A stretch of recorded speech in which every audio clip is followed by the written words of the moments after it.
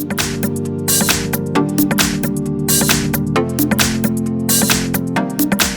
I have OPPO R17 Pro, and let me show you how to enable here the eye protection on the following device.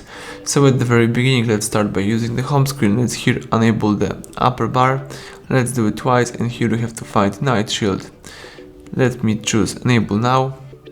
And as you can see, you just enable the night shield. You can also disable this shield in the same way.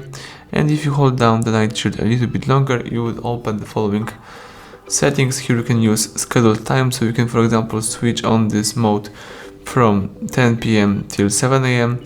every day, or you can choose just here enable now. And here you can also set up the color temperature, and you may also here choose the display effect and use other stuff. So that's it, everything went well. Thank you for watching. Please subscribe our channel, leave thumbs up under the video.